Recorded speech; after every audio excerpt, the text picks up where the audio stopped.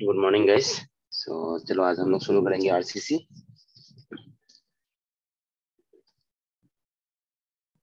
Okay, अगर आवाज नहीं आएगा तो do let me know. So topic is RCC.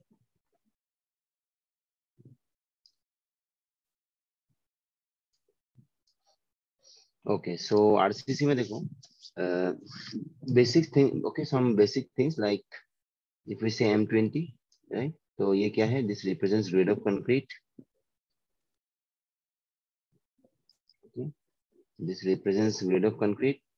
M M बताता है मिक्स, राइट? मिक्स प्रोपोर्शन या फिर सीधा mix ratio. 20 is the characteristic strength. ठीक है, so 20 characteristic strength, ठीक है, that is 20 Newton per mm square। ठीक है, या फिर इसी को हम लोग क्या बोलते हैं? 20 मेगापास्कल करके भी बोलते हैं।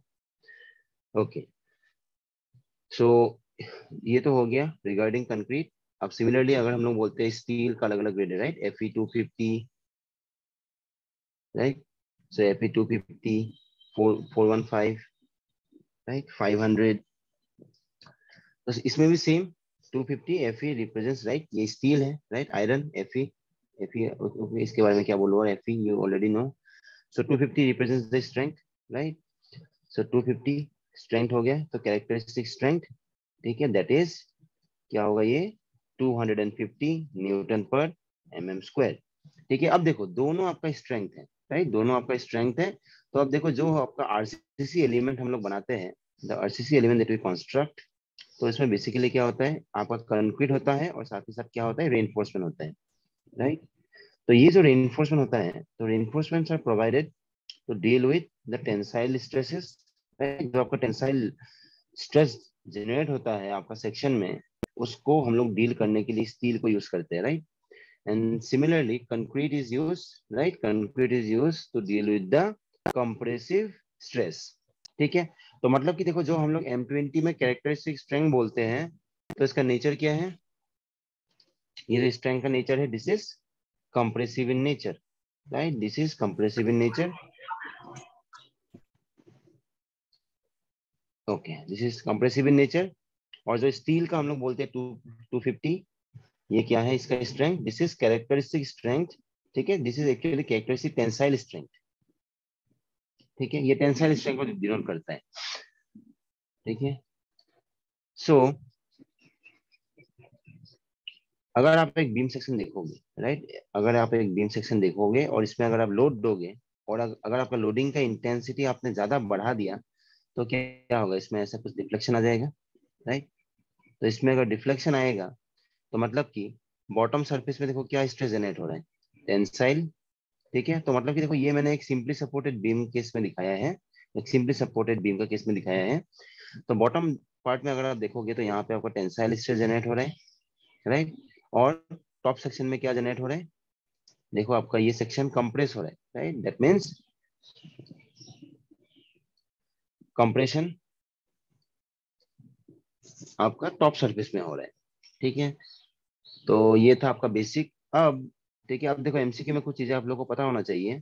जैसे कि जब हम लोग बोलते हैं M20, ठीक है, तो अभी कंक्रीट हम लोग को पता है, कंक्रीट हम लोग कैसे बनाते हैं? कंक्रीट को हम लोग बैचिंग करके बनाते हैं, राइट? हम लोग क्या मिक्स करते हैं इसमें? Cement, right? सीमेंट, और क्या मिक्स करेंगे? Sand, aggregate, right?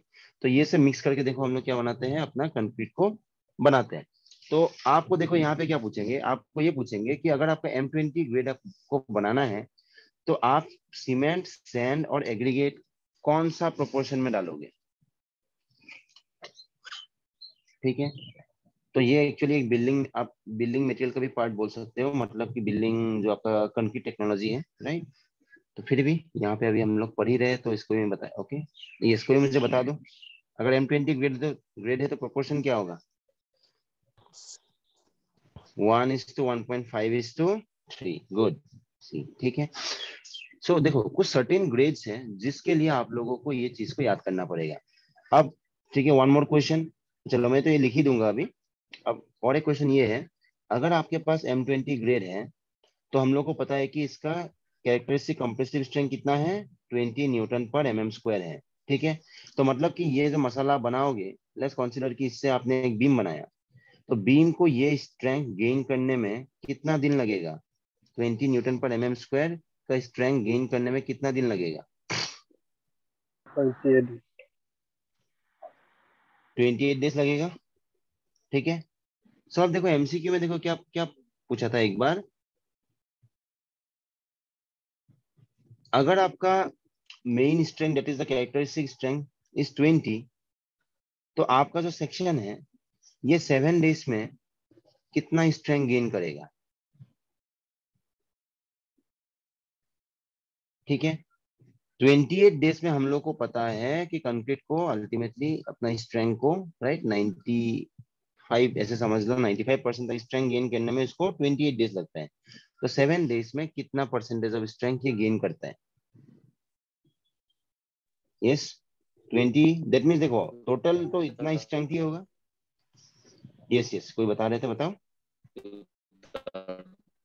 यस, ठीक है, जिन्होंने बताया है 2/3, गुड, वेरी गुड। तो मतलब कि अगर आप देखोगे तो नियर अबाउट 66% हम लोग बोल सकते हैं। यस यस, करेक्ट करेक्ट, ठीक है, जिन्होंने बोला है करेक्ट। तो देखो नियर अबाउट 66%, 66.66 ऐसे हम लोग बोल सकते हैं, राइट। तो इतना परसेंटेज ऑफ स्ट्रेंथ आपका 7 डेज के अंदर ही गेन हो जाता है। ठीक है, तो ये क्वेश्चन आया हुआ है। ठीक है, मतलब कि 7 दिन में कितना स्ट्रेंथ गेन कर सकते हैं।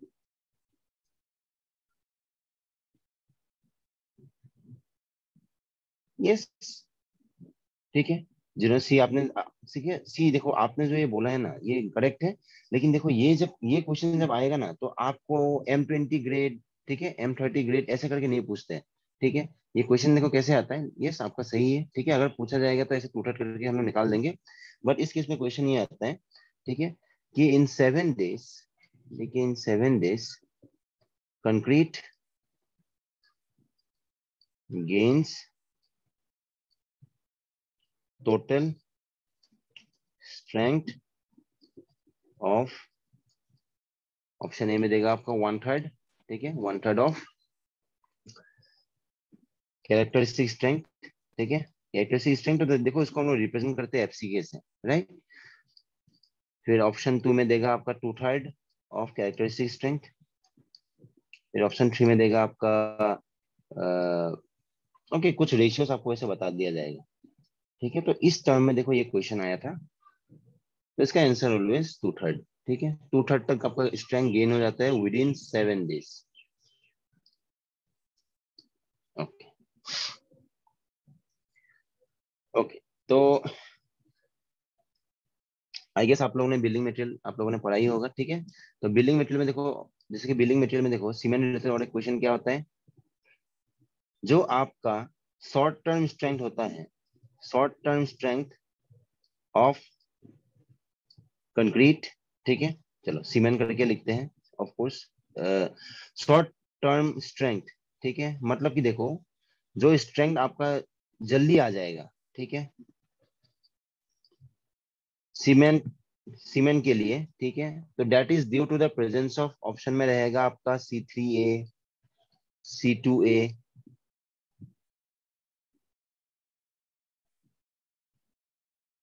Tricalcium silicate, sorry sorry, C3S, right. C3S था कि C2S है? आपका दो एलिमेंट था ना, ट्राइकैल्शियम सिलिकेट था, राइट। Yes sir. ओके, ठीक है, तो इनमें से बताओ कौन सा होगा शॉर्ट टर्म स्ट्रेंथ, किसकी वजह से आता है?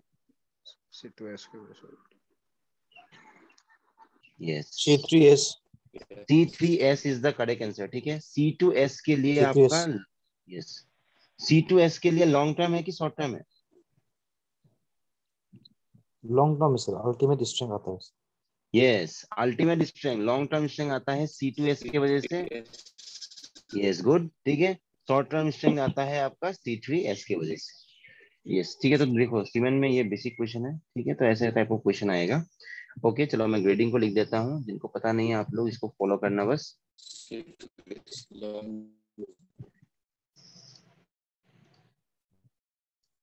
ओके किसी का थोड़ा नेटवर्क डाउन है आई गेस, ओके आपका आवाज मतलब बहुत लेट आ रहा है। ओके सो ग्रेड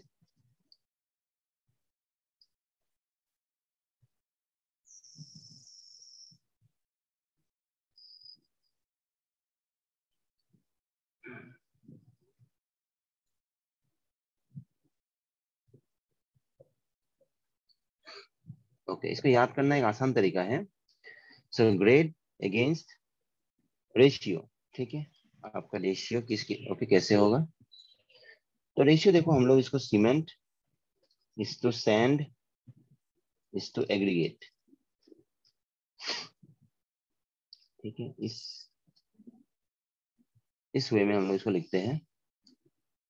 तो देखो अगर आपका M10 ग्रेड है, ओके अगर आपका M10 ग्रेड है, ठीक है देखो it's better to start from M5, ठीक है M5 के लिए क्या होगा 1:5:10, ठीक है उसके बाद देखो अगर आप M7.5 लोगे उसके लिए होगा 1:4:8। ओके म्यूट कर लो किसी का, यस तो M15 के लिए क्या होगा 1:3:6। उसके बाद होगा M20 के लिए होगा 1:,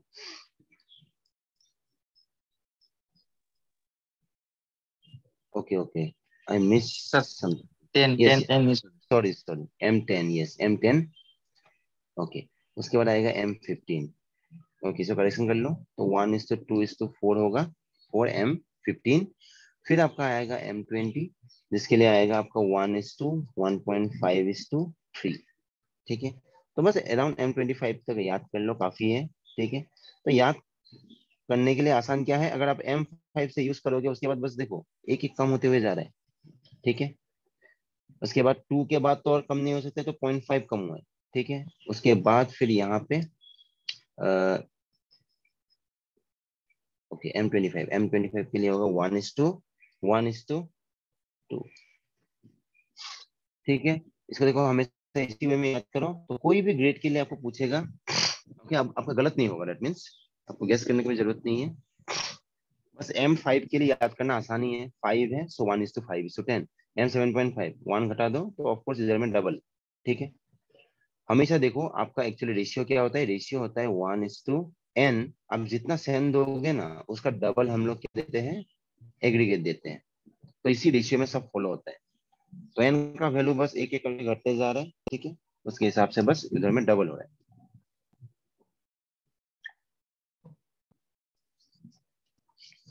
ओके तो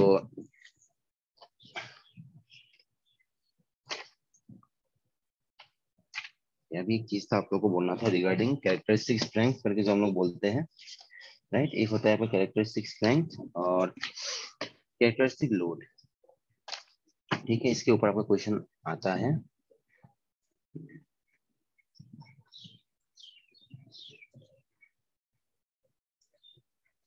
ओके सो यस कोई मुझे बताओ कैरेक्टरिस्टिक स्ट्रेंथ क्या होता है,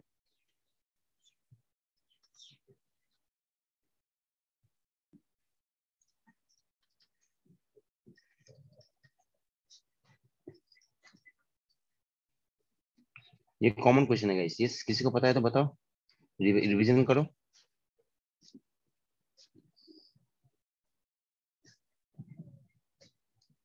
Okay. चलो इन दोनों को साइड बाय साइड लिखते हैं, एक मैंने लिख दिया कैरेक्टरिस्टिक स्ट्रेंथ, दूसरा को मैंने लिखा कैरेक्टरिस्टिक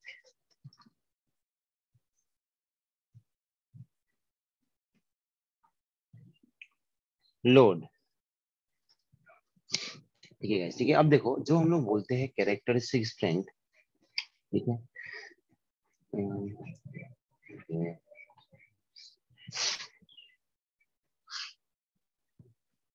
ओके ठीक है देखो जो हम लोग बोलते हैं कैरेक्टरिस्टिक स्ट्रेंथ, कैरेक्टरिस्टिक स्ट्रेंथ में देखो क्या होता है, मैं सीधा एग्जांपल के साथ ही बताऊंगा तब ज्यादा आसान है। लेट्स कंसीडर कि आपको M20 ग्रेड, ठीक है, इतना स्ट्रेंथ आपको निकालना है। That means your target strength is how much, आपका टारगेट स्ट्रेंथ है 20, राइट। तो कैरेक्टरिस्टिक स्ट्रेंथ का मतलब क्या है कि अगर आप 100 नंबर ऑफ सैंपल्स बनाओगे, ठीक है, ध्यान से सुनना, अगर आप 100 नंबर ऑफ सैंपल्स बनाओगे, ठीक है, तो इसमें से बस मैक्सिमम 5 सैंपल ही फेल होना चाहिए। फेल होना चाहिए दैट मीन्स इस जो 5 सैंपल होगा, इसका स्ट्रेंथ जो होगा वो आपका 20 न्यूटन पर एमएम स्क्वायर से कम आएगा। क्लियर? मतलब कि कैरेक्टरिस्टिक स्ट्रेंथ का मतलब क्या होता है? इसका मतलब ये होता है the strength of a material, क्या बोला मैंने? Strength of a material below which not more than 5% of the test results are expected to fail. Clear? मतलब कि आपने 100 सैंपल बनाया, आपका टारगेट स्ट्रेंथ क्या है? 20। मतलब कि ये जो 100 सैंपल बनाया है, इसमें स्ट्रेंथ आपको कितना मिलना चाहिए? आपको स्ट्रेंथ चाहिए 20। लेकिन क्या होता है कि कंक्रीट जब आप बनाओगे, ठीक है, तो ऑफकोर्स कंक्रीट का हम लोग स्ट्रेंथ कैसे निकालते हैं? कोई मुझे बताओ, कंक्रीट का स्ट्रेंथ कैसे निकालते हैं? क्या टेस्ट करते हैं? Cube test, right. कंक्रीट का स्ट्रेंथ हम लोग कैसे निकालते हैं? हम लोग एक क्यूब बनाते हैं, उस क्यूब को आप ऐसे मशीन में लगा दोगे, ठीक है, यहां से आप क्या करोगे? प्रेशर इंटेंसिटी बढ़ाते जाओगे तो आपका कंक्रीट ब्लॉक में स्ट्रेस जनरेट होगा। अगर ये 20 है, तो जब आपका स्ट्रेस का वैल्यू जब आपका 20 के आसपास पहुंच जाएगा, ठीक है, आई मीन 20 पहुंच जाएगा, और उससे जब थोड़ा सा भी बढ़ जाएगा तो क्या होगा? ऐसे आपको क्रैक्स दिख जाएगा। ठीक है, समझ में आया? तो ये पूछते हैं कंक्रीट का स्ट्रेंथ हम लोग कैसे देख सकते हैं? That is by cube test, right. अब आपका एमसीक्यू में क्या आएगा? ये जो मैंने क्यूब करके बोला, इसका डायमेंशन क्या होता है? 15 सेंटीमीटर 150 mm. यस, 150 mm हर एक डायमेंशन में, राइट। अगर आपका सिलिंड्रिकल सैंपल बनाओगे तब क्या होता है डायमेंशन?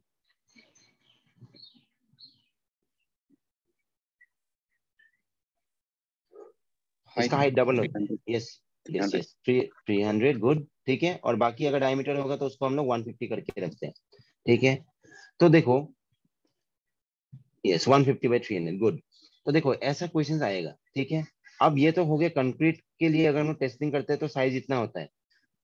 और सिमिलरली और एक टेस्ट आई गेस सैंड के लिए, सॉरी सीमेंट के लिए भी था। सीमेंट के लिए जो हम लोग टेस्टिंग करते हैं उसके लिए क्यूब का साइज क्या होता है? 50 mm तो 50 सेंटीमीटर 7.05 mm. 50 mm ओके, उसको आप लोग चेक कर लेना, ठीक है। देखो ठीक है, मतलब कि देखो मैं वही बता रहा हूँ, चलो मैं आगे आप लोगों को वो बता दूंगा, बट ये जो टेस्ट का डायमेंशन है ना, वो इंपॉर्टेंट है। अभी देखो सीमेंट टेस्ट में, फिर आप सीमेंट टेस्ट तो ऐसा नहीं है कि आप सीमेंट का एक ब्लॉक बना के यहाँ पे डाल लोगे। हम लोग यहाँ पे क्या मिक्स करते हैं सीमेंट टेस्टिंग में? सीमेंट के साथ क्या मिक्स करते Fine हैं? sand. सैंड। Sand. इसका प्रोपोर्शन क्या है फिर ये पूछेंगे, मतलब सीमेंट इस टू सैंड का प्रोपोर्शन क्या है आपका सीमेंट का टेस्ट में? यस यस 1:3 1:3 यस, गुड, ठीक है। तो ये कुछ बेसिक्स है जो आप लोगों को पूछा जाता है, ठीक है। तो आप देखो कैरेक्टरिस्टिक का मतलब क्या हुआ? इसका मतलब ये हुआ कि अगर आप ऐसा क्यूब टेस्ट करोगे, 100 सैंपल बनाओगे, और आपका ग्रेड क्या होगा? जो मसाला आप बनाओगे, आप उसको M20 का ग्रेड के हिसाब से बनाओगे। तो जब आप इसको क्यूब टेस्ट करोगे तो क्या होता है कि आपका 100 में से 100 सैंपल का स्ट्रेंथ कभी भी 20 नहीं मिलता है। उसका रीजन क्या है? इसका रीजन ये है कि कहीं ना कहीं एयर वॉइस रह सकता है, इम्प्रॉपर कॉम्पेक्शन होगा, इम्प्रॉपर क्यूरिंग हो सकता है, ठीक है। तो मतलब कि 100 में से 100 का स्ट्रेंथ कभी भी 20 आपको नहीं मिलेगा। बट यहाँ पे आपको क्या, आपको लिमिट सेट कर दिया गया है, वो ये है कि 100 में से 95 का स्ट्रेंथ तो 20 आना ही चाहिए, भले ही 5 का स्ट्रेंथ 20 से कम आए। उसी स्ट्रेंथ को हम लोग क्या बोलते हैं? कैरेक्टरिस्टिक स्ट्रेंथ बोलते हैं, ठीक है। अब similarly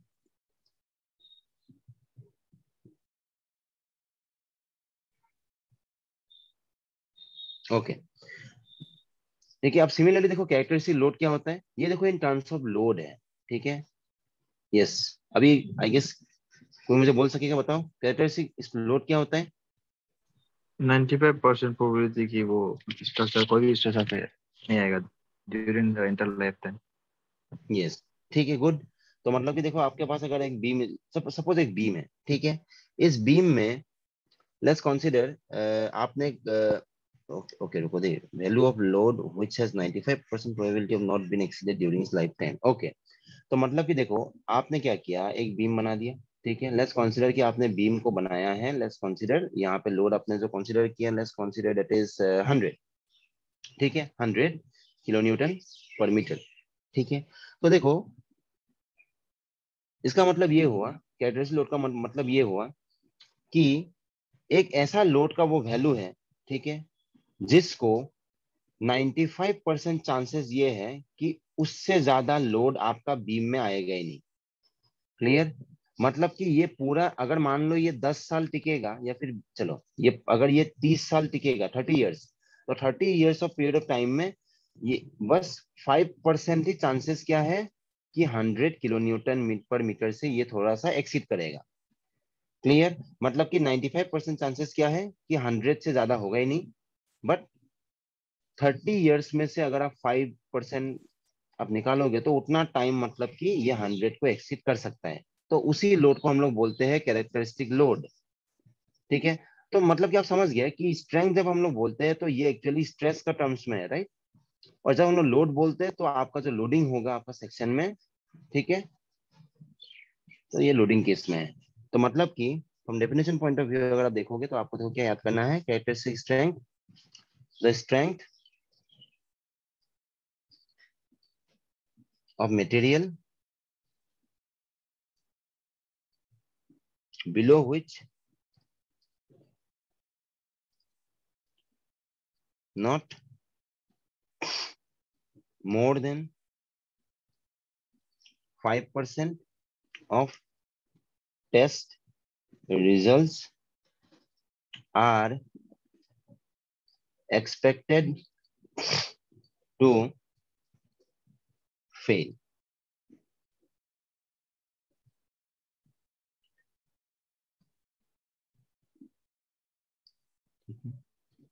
It is denoted by, of course we already know this, it is denoted by FCK. Right? It is denoted by FCK. अब सिमिलरली अगर आप कैरेक्टरिस्टिक लोड के लिए देखोगे, value of load which has 95% probability 95% probability of not being exceeded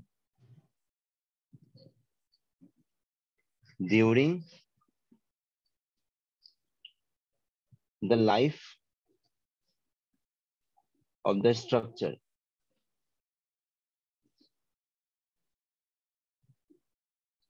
okay, अब ये तो हो गया आपका डेफिनेशन पॉइंट ऑफ व्यू, ठीक है। तो ये सीधा देखो आपका डेफिनेशन के हिसाब से ही पूछा जाता है यूजुअली, बट इसके अलावा देखो और एक चीज जो आपको याद करना है उसको मैं बता देता हूँ। ओके, ठीक है, अब देखो आप लोगों को देखो क्या याद करना है। तो पहले स्ट्रेंथ के लिए देखते हैं, तो यहाँ पे एक्चुअली ना कुछ कर्व्स आपको देखना पड़ेगा। तो कर्व को अगर हम लोग इन डिटेल देखेंगे तो ये इतना सिंपल कर्व नहीं है, ठीक है, ये तो सिंपल कर्व नहीं है, लेकिन मैं आपको सीधा देखो वो वाला वैल्यू, वो वाला बात बताऊंगा जो तो आप लोगों को एमसीक्यू पॉइंट ऑफ व्यू से बहुत इंपॉर्टेंट है, ठीक है। तो वो ये है, अगर हम लोग, ठीक है, कर्व बनाते हैं, ये जो हम लोग टेस्टिंग करेंगे, ठीक है, ये जो स्ट्रेंथ ऑफ द मटेरियल, जैसे मैंने आपको एग्जांपल क्या बताया था, 100 सैंपल आप बनाओगे M20 ग्रेड के लिए, फिर उसके बाद आपको स्ट्रेंथ क्या मिलना चाहिए कि 5% ही 20 से कम स्ट्रेंथ आना चाहिए, ठीक है। तो उसके लिए अगर आप एक कर्व बनाओगे फॉर स्ट्रेंथ वर्सेस फ्रीक्वेंसी, ठीक है, स्ट्रेंथ वर्सेस फ्रीक्वेंसी, तो उसके लिए अगर आप एक कर्व बनाओगे तो ये कर्व देखो आपको कुछ, रुको मैं दिखाता हूँ, ये कर्व देखो आपको कुछ इस किस्म से मिलेगा ऐसा, ठीक है। इसको देखो गाइस हल्के में मत लेना, इससे क्वेश्चन आता है तो ठीक है, इसलिए देखो मैं इसमें आपका टाइम लगा रहा हूँ। ठीक है, ये बहुत इंपॉर्टेंट है। ओके ठीक है, तो आप देखो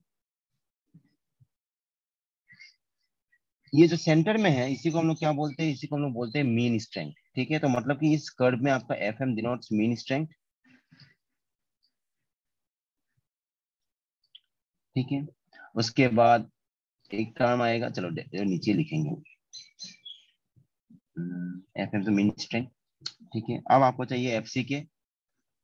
तो मतलब कि देखो यहां से आपका शुरू हुआ, तो यहाँ पे क्या होगा, देखो अगर हम लोग परसेंटेज में इसको आगे ऐसे बढ़ते हुए देखेंगे तो ये होगा आपका 0%, 1%, 2%, सपोज यहाँ पे 5% आया, तो ऐसे ऐसे बढ़ते हुए जाएगा जाएगा जाएगा, और लेट्स कंसीडर यहाँ पे आपका यस लास्ट में क्या हो जाएगा, यहाँ तक आपका 100% होगा, राइट, एन तक आपका 100% हो जाएगा। तो उसके हिसाब से, ठीक है, उसके हिसाब से मतलब कि देखो एक तो यहाँ पे मैंने ड्रॉ कर दिया, एक मैंने यहाँ पे ड्रॉ कर दिया। अभी देखो स्ट्रेंथ का टर्म जब हम लोग बात करते हैं तो देखो हम लोग 5% के रिस्पेक्ट में देख रहे हैं, राइट, मतलब कि 5% are not expected to fail. तो मतलब कि 5% कहाँ पे होगा, ये कर्व का स्टार्टिंग कहीं पे यहीं पे होगा ऐसे, ठीक है, ऐसे होगा।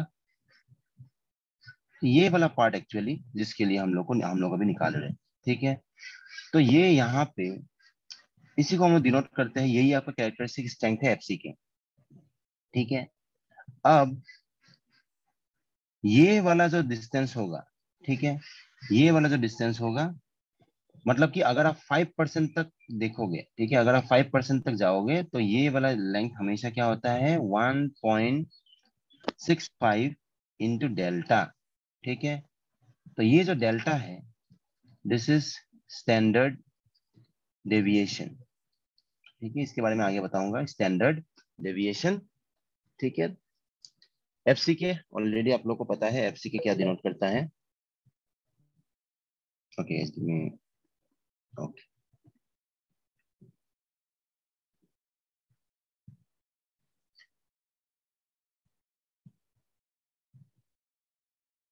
ओके ठीक है, अब देखो मैंने 1.65 डेल्टा करके लिखा है। तो आप लोगों को देखो कैसे याद करना है, अब देखो ध्यान से देखो, अगर आपका 50% में अगर आप जाओगे, अगर आप 50% स्ट्रेंथ में जाके देखोगे तो आपको क्या मिल रहा है, मीन स्ट्रेंथ मिल रहा है, राइट। तो मीन स्ट्रेंथ मतलब अल्टीमेटली देखो आपका अगर टोटल स्ट्रेंथ 100 है, ठीक है, उसके हिसाब से अगर आप देखोगे यू आर कैलकुलेटिंग एट 50%, तो that means okay sorry I mean आप उसका क्या बोलते हैं, यस आप 50% में काउंट कर रहे हो। दैट मीन्स 50% में अगर आप निकाल रहे हो that means you are finding out what you are finding out, हम लोग क्या निकाल रहे हैं actually, you are calculating the average strength, right. अगर आप 50% में स्ट्रेंथ को निकाल रहे हो that means you are calculating the average strength. ठीक है, अब देखो 50% में आपका वैल्यू है एफ एम। अब मुझे कोई बताओ एफ एम बड़ा होता है कि एफ सी के बड़ा होता है, आपका मीन स्ट्रेंथ बड़ा होगा कि आपका कैरेक्टरिस्टिक स्ट्रेंथ बड़ा होता है। Mean strength.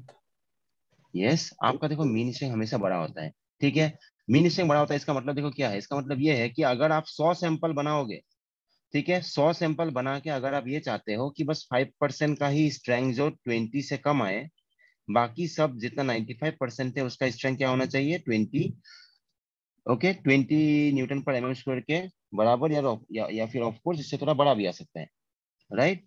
सो इसका मतलब क्या हुआ, इसका मतलब ये हुआ कि अगर आप ये चाहते हो कि बस आपका 5% का ही स्ट्रेंथ 20 आए, 95% का 20 से ज्यादा आए, तो ऑफ कोर्स आप जो सैंपल बनाओगे आप चाहोगे कि उसका स्ट्रेंथ 20 से भी ज्यादा हो।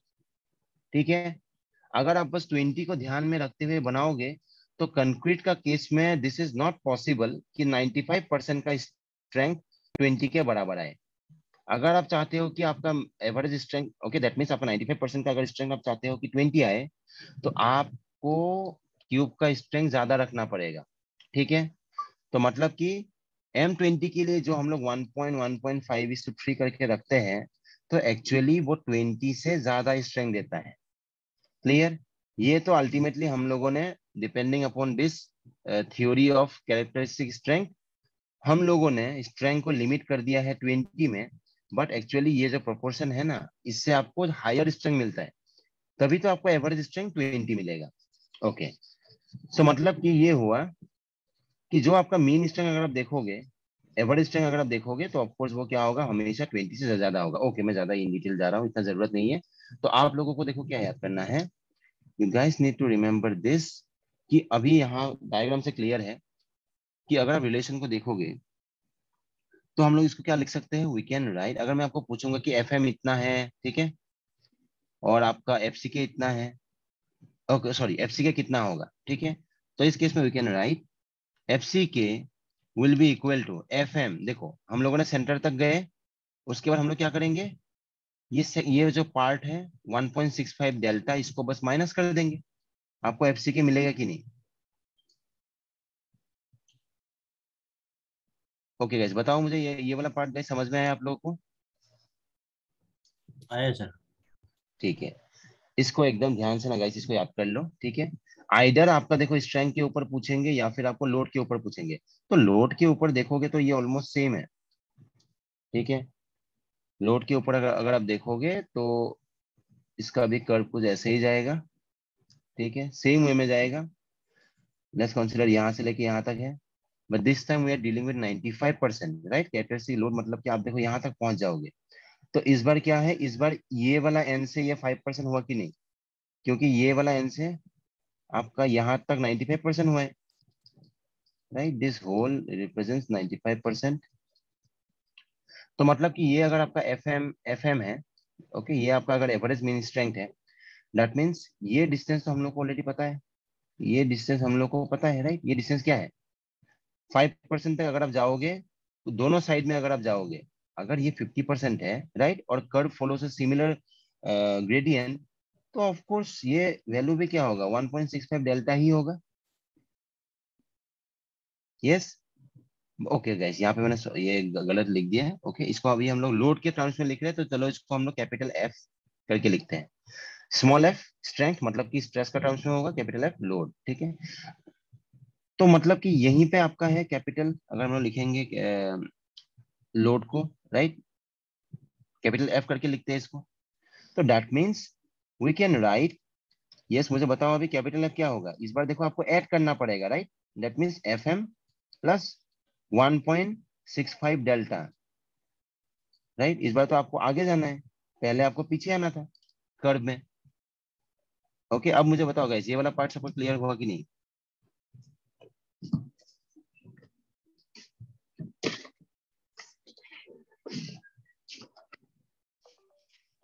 ठीक है, अब देखो ये जो डेल्टा, ठीक है, अब देखो लास्ट में ये जो डेल्टा का वैल्यू है, ये जो डेल्टा का वैल्यू है, इसको बेस्ट है मैं तो बोलूंगा आप लोग याद कर सकते हो। ओके,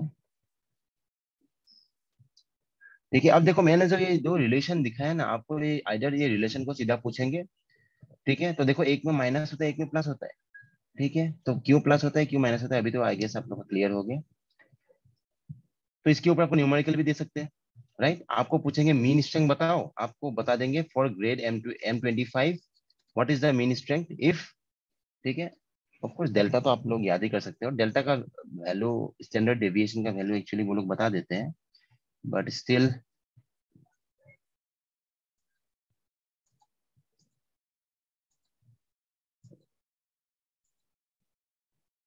ओके, तो इसको इसको ऐसे याद कर लो, ग्रेड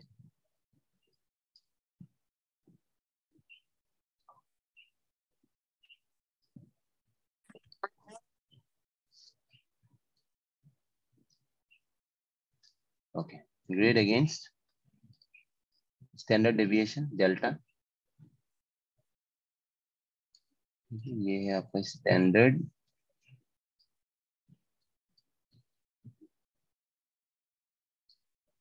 डेविएशन,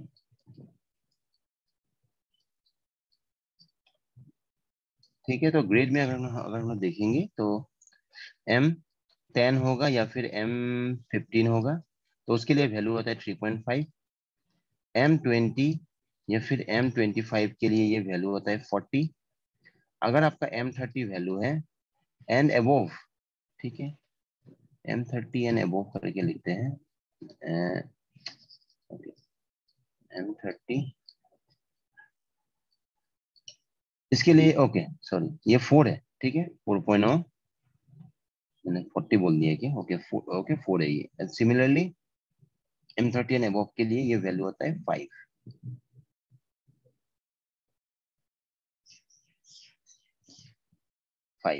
ठीक है। और देखो ये जो स्टैंडर्ड डेविएशन है इसका यूनिट क्या होगा, all this units are in same, that is newton per MM square, newton per MM square में है, ठीक है। 5 इसको चलो कंफ्यूज हो जाओगे, 4 या 5 करके लिख के रखो, ठीक है। तो इस हिसाब से तो आप लोग वैल्यू को सीधा निकाल सकते हो, right. So this was regarding, sir इसको याद करना ही है स्टैंडर्ड डेविएशन। देखो स्टैंडर्ड डिवीजन एक्चुअली आपका वैल्यू एमसीक्यू में बता ही देते हैं, ठीक है, बट याद करना तो आसानी है, राइट। एम दो मतलब कि M15 से अगर कम होगा तो 3.5 लो, बस 20 और 25 के लिए 4 लो,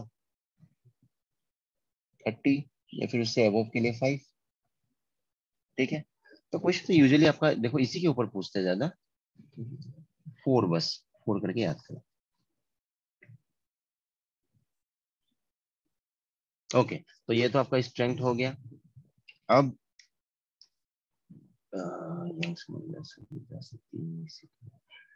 ओके, तो ऑलरेडी हम लोगों ने सोम में देखा था, राइट। अभी देखो यंग्स मॉडुलस ऑफ इलास्टिसिटी हम लोग देखेंगे फॉर यंग्स, यस, मुझे कोई बताओ Young's modulus of elasticity of concrete कैसे निकालते हैं हम लोग, या फिर कितना होता है वैल्यू?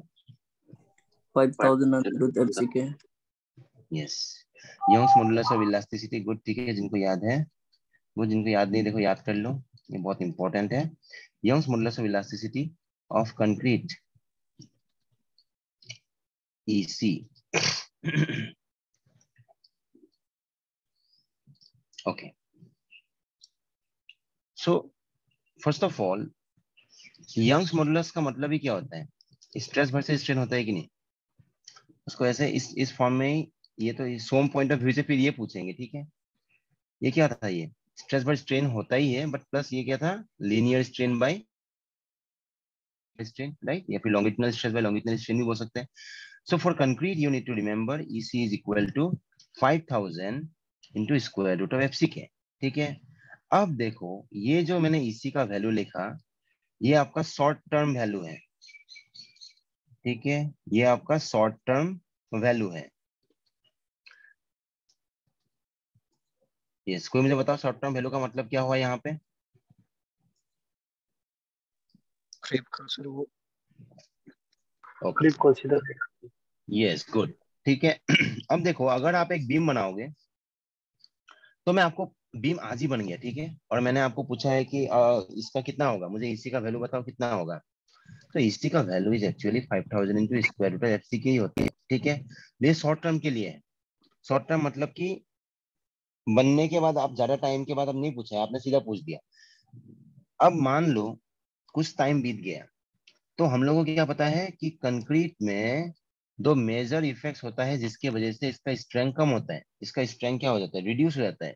तो ठीक है, तो जो ये मेजर रिडक्शन फैक्टर है, तो एक तो है क्रीप, जिसके बारे में ऑलरेडी हम लोगों ने पढ़ चुका है, राइट, और दूसरा क्या होता है? Shrinkage, right. ये दो मेजर इसका दुश्मन है, ठीक है। इसका स्ट्रेंथ या फिर स्टिफनेस के लिए अगर आप देखोगे, इसका दो मेजर दुश्मन यही है। तो क्रीप को कंसीडर करते हुए अगर मैं आपको पूछूंगा कि EC का वैल्यू कितना होगा, तो ये कभी नहीं आपको मिलेगा। आपका EC का वैल्यू हमेशा क्या होगा? कम होगा कि बढ़ेगा? कम हो जाएगा सर। EC का वैल्यू ऑलवेज डिक्रीजेस, ठीक है।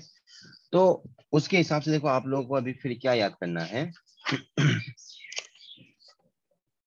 ओके, अब इसके अलावा और एक line regarding the Young's modulus of elasticity जो आपको याद करना है, ठीक है।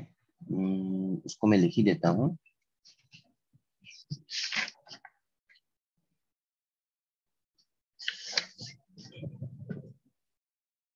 ओके, रुको दे, इसको मैं एग्जैक्टली जैसे MCQ में आता है उसी फॉर्मेट में आप लोगों को लिखाता हूँ।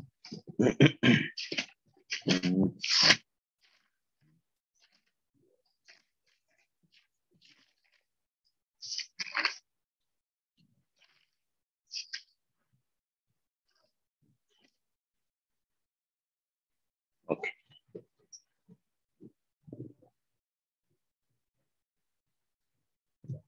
तो अगर आप यहाँ पे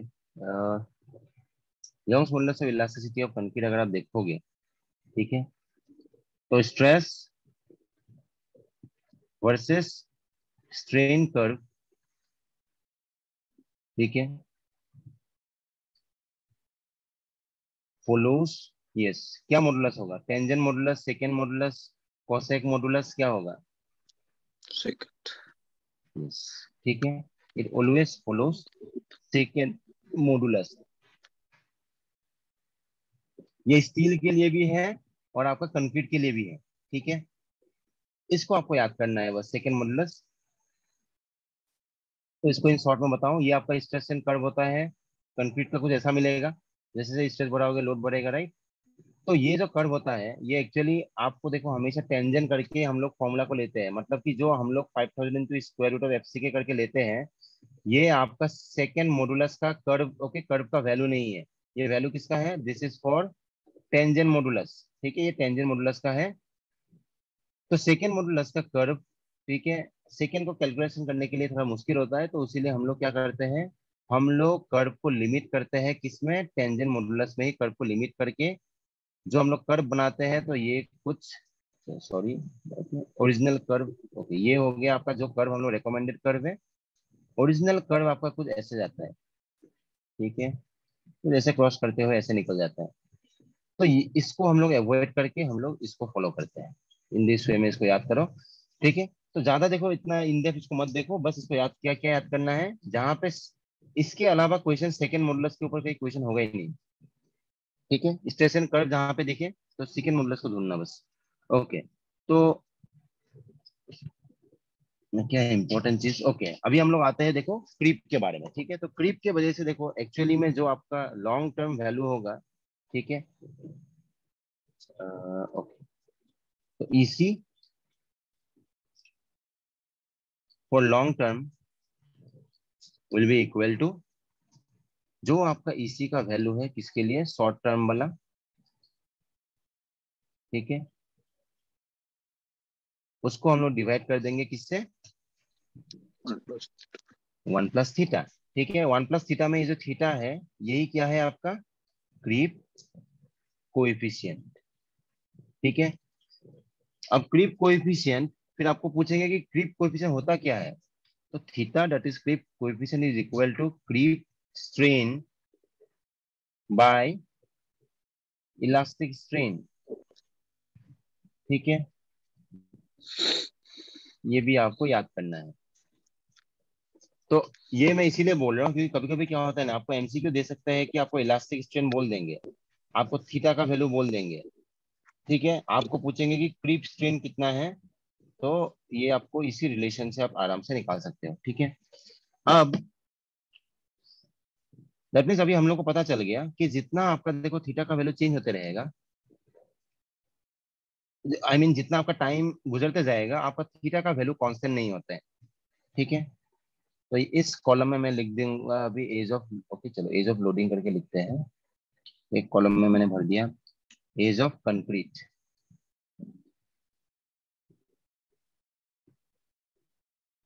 और उसके हिसाब से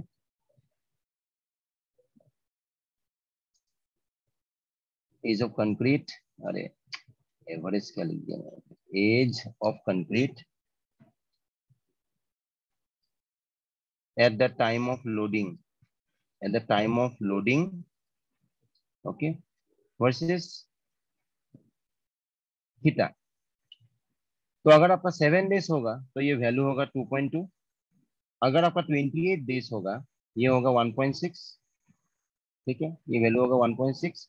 अगर आपका एक साल बीत गया तो मैं इसको डेज करके लिख दो, डेज, अगर आपका एक साल हो गया तो ये वैल्यू होगा 1.1, ठीक है गाइस। तो ये वैल्यूज देखो आप लोगों को पूरा याद करना ही पड़ेगा, ठीक है। तो मतलब कि अब यहाँ पे देखो एमसीक्यू क्या बनता है, एमसीक्यू जैसे कि आपको पूछेंगे विथ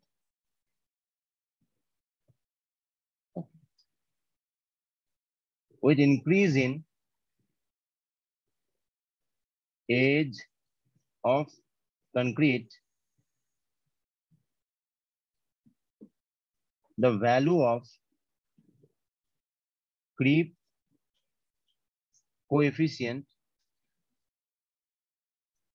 ऑप्शन में देगा इंक्रीजेस, डिक्रीजेस, रिमेन सेम। तो हम लोग को क्या पता चल गया, with increase in age of concrete the value of creep coefficient हमेशा क्या होता है, डिक्रीज।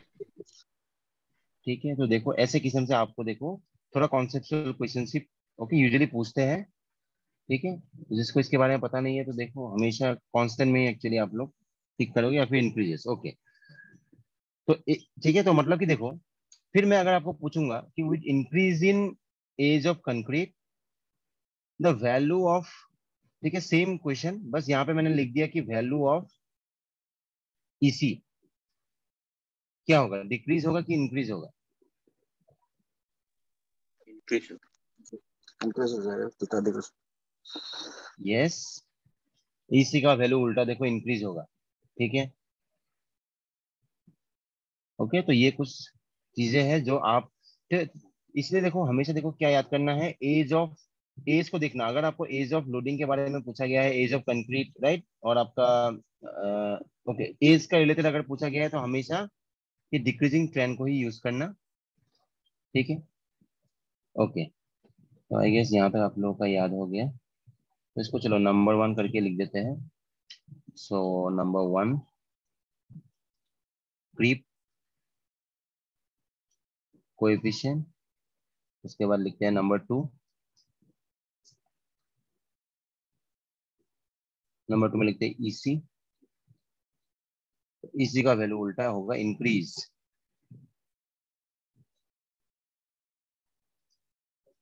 ओके।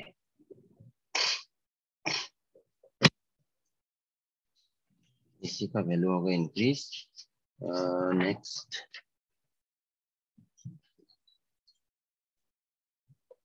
ओके। अब नेक्स्ट देखो आपको जो याद करना है,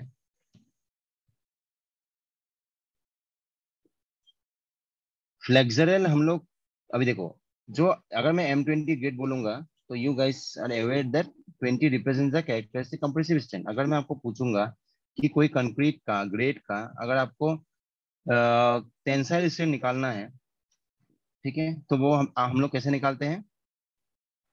0.7 root FCP. 0.7 into 0.7 square root of, FCP. Good, ठीक है। तो ये देखो ये आपको याद करना है, तो इसको मैं एक ही लाइन में लिख देता हूँ कि characteristic strength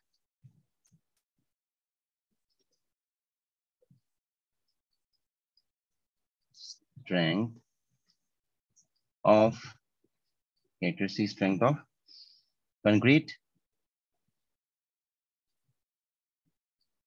characteristic strength of concrete in tension is given by,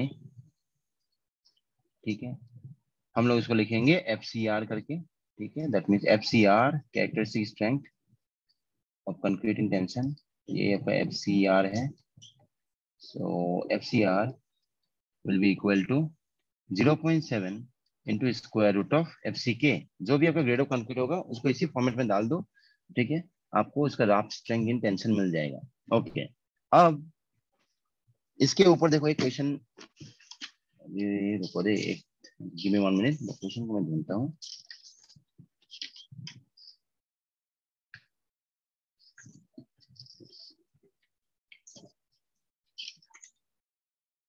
okay, तो देखो क्वेश्चन क्या आया था, क्वेश्चन ये आया था फ्लेक्सरल स्ट्रेंथ, ठीक है, flexural strength of concrete is determined by, ठीक है, flexural strength of concrete is determined, okay sorry, determined as, option में दिया है आपका मॉडुलस ऑफ रिजिडिटी, ठीक है, modulus of rigidity that means G, फिर आपका दिया है मॉडुलस ऑफ रप्चर, फिर दिया है मॉडुलस ऑफ प्लास्टिसिटी, फिर दिया है मॉडुलस ऑफ इलास्टिसिटी।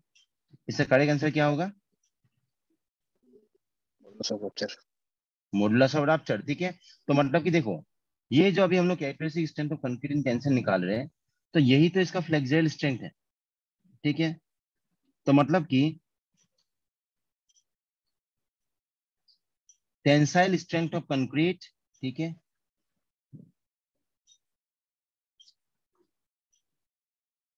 ओके, इसको मैं अभी एक ही लाइन में कैसे लिखूं, अभी रुको। इसीलिए देखो यहाँ पे FCR करके है, R रिप्रेजेंट्स रप्चर, ठीक है।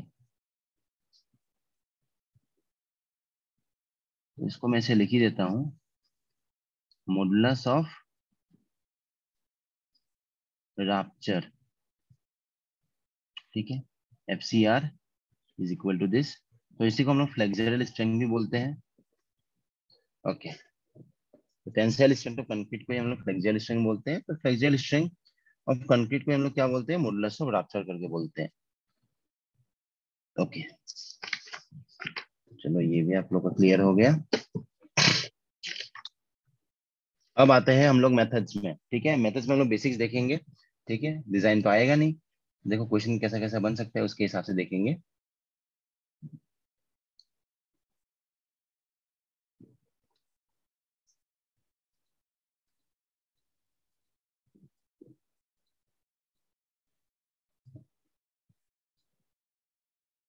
Okay,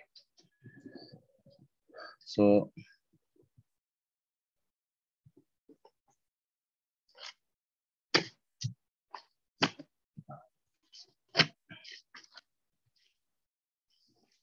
design methods, design methods of RCC। Okay, ठीक है। जिन्होंने मेरे से पहले RCC पढ़ चुके हो, ठीक है, देखो ऑलरेडी मैं जैसे आप लोगों को मेथड्स को समझाता हूँ उसी में आपका एक कवर अप हो गया है, ठीक है।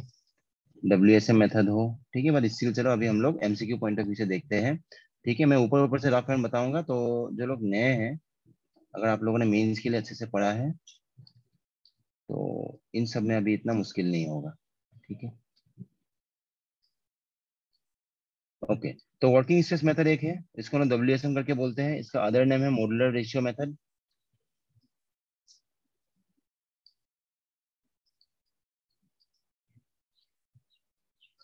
ठीक है। फिर आपका आता है, चलो